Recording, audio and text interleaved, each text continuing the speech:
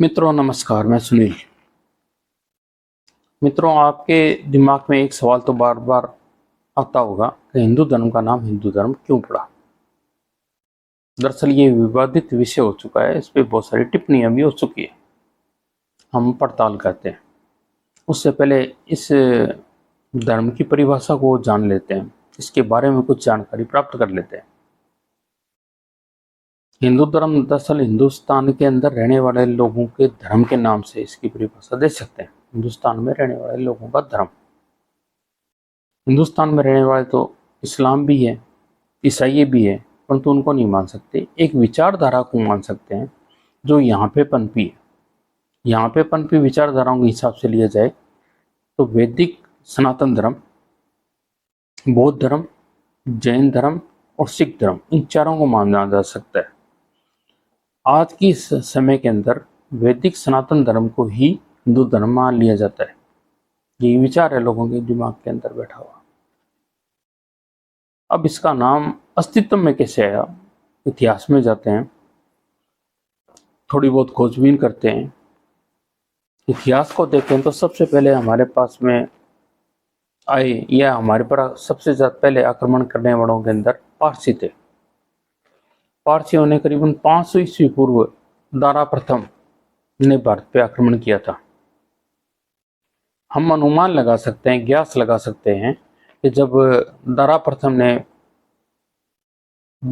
खैबर दर्रा से भारत के अंदर प्रवेश किया होगा तो वो सब सिंधु क्षेत्र यानी 7 नदियों के क्षेत्र के अंदर आया होगा, जिससे पंजाब का ऊपरी जो भारत अफगानिस्तान से लगता है भारत का, उस क्षेत्र में आया होगा।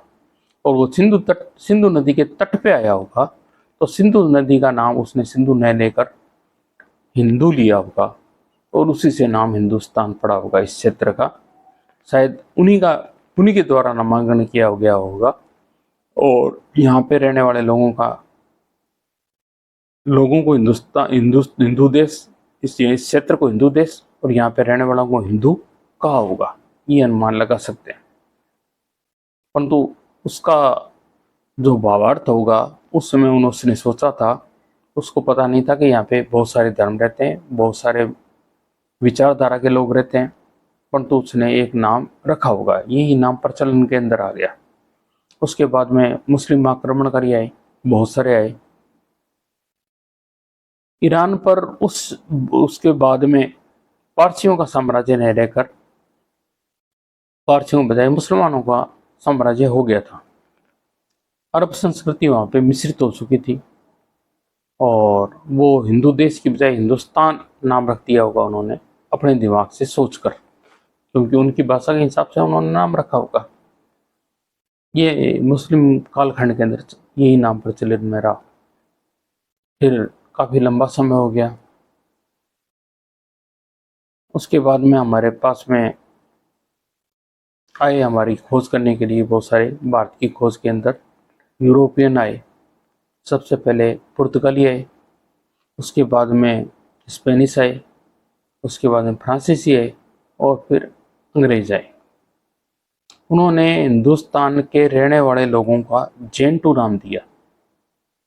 पूरा क्लब माना उन्होंने पूरे क्षेत्र के लोगों को और उसने नाम दिया जेंटू। जेंटू का मतलब होता है मूर्ति पूजकों का कोई समूह।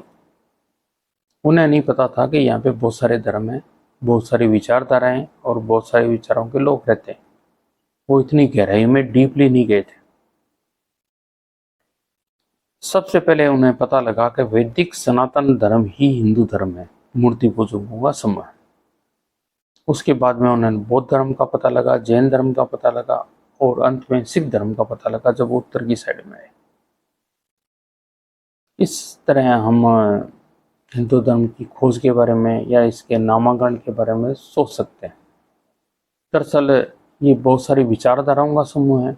इसमें ईश्वर को माना भी जाता है और नहीं भी माना जाता है। यहाँ चारवाक भी रहे हैं जो ईश्वर को बिल्कुल नहीं मानते थे, यहाँ पे बौद्ध भी रहे हैं और आज भी हैं जो आत्मा को आंशिक रूप से मानते हैं। यहाँ पे जैन भी बसते हैं जो आत्मा को मानते हैं।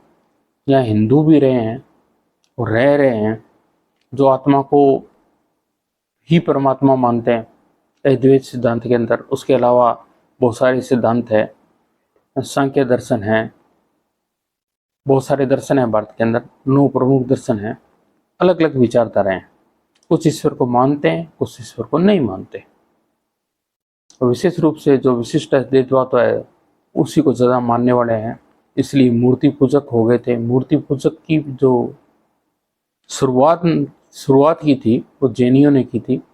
हकीकत में वो ईश्वर को मानते ही नहीं। उनके दिमाग में ये थी, जो विदेशी आक्रमणकारी थे, तो मूर्ति ही भगवान है और मूर्ति को पूजने वाले जो लोग हैं वो ये हिंदू हैं। उनकी ये सोच बिल्कुल गलत थी। यहाँ पे अलग अलग सोच के अलग अलग विषय के लोग रहने वाले हैं। सत्य क्या है उसको जानने का ये तरीका है, साक्षात देख लो, यानी प्रत्यक्ष प्रमाण, अनुमान, बहुत सारे प्रमाण हैं, 8-10 प्रमाण हैं। उसके अलावा जो अंतिम बात आती है कि 10 आदमी बैठ जाए, शास्त्रार्थ करे या डिबेट करे, जैसे भी है, तो जो सत्य है उसको जानो। इसका मतलब ये है कि इस क्षेत्र ने खोज की सत्य क्या है, दार्शनिक तरीके से देखा। यदि हम हिंदू धर्म को वास्तविकता में जानना चाहते हैं तो यही होगा कि हम 10 आदमी बैठें, विचार करें और आपस में डिबेट करें, तो हम सत्य को खोज लेते हैं। वही सत्य ही हिंदू धर्म है, सनातन सत्य ही सत्य है। धन्यवाद मित्रों, नमस्कार। आपको मेरा वीडियो पसंद आया तो कृपया शेयर कीजिए। धन्यवाद। जय हिंद, जय भारत।